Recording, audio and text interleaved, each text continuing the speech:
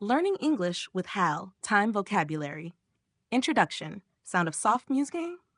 Hello, everyone, and welcome back to Learning English with Hal. I'm your host, Hal, and today we're diving into some essential vocabulary words you need to talk about time in daily conversation. Words like day, week, month, and so on. Time is a big part of how we organize our lives, right?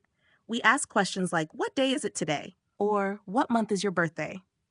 These words are used all the time in English, so let's break them down one by one. Let's get started. Conversation. Let's begin with the basics. Day.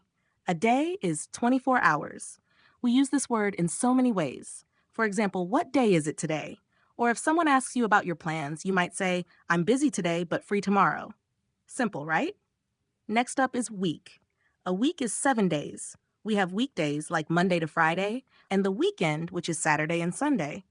You might hear someone ask, how was your weekend? That's a very common conversation starter. You can answer, my weekend was great. I went hiking. Or maybe, it was relaxing. I stayed home and watched movies. Practicing this kind of small talk is great for improving your English. Now, let's move on to month. A month is about 30 days long.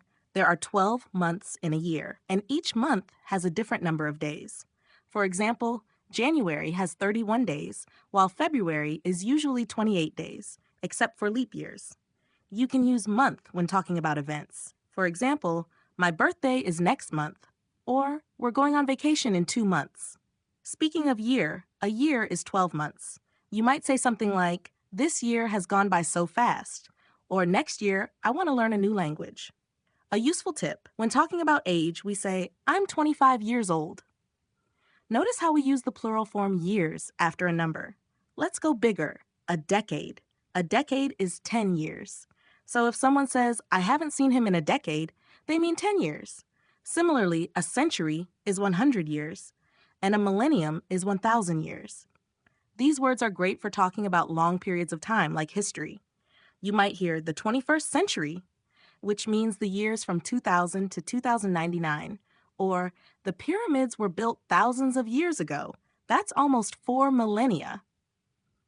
All right, now that we've talked about the units of time, let's look at some specific words for the months. As I mentioned earlier, there are 12 months in a year. Let's go over them. We start with January. In the Northern Hemisphere, this is usually the coldest month and the start of the new year. A common phrase you'll hear is, what are your New Year's resolutions? That's a goal people set for themselves in January to improve their lives. Next is February. It's the shortest month, with only 28 or 29 days. A common event in February is Valentine's Day, on February 14th. You might ask someone, what are you doing for Valentine's Day? Let's speed up and just mention the next few months. March, April, May, June, July, August, September, October, November, and December. Practice saying these months because they're essential when talking about plans and events in English. You might use these words like this, I'm traveling to Japan in April, or we're planning a big family gathering in December. And there you have it, a quick dive into words we use to talk about time in English.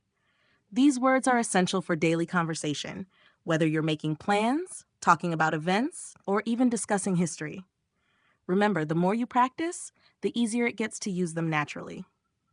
Thanks for tuning in to Learning English with Hal. If you found today's episode helpful, be sure to subscribe and share it with your friends who are also learning English. I'm Hal, and I'll see you next time. Have a great day, week, month, and year. Sound of soft music fades out.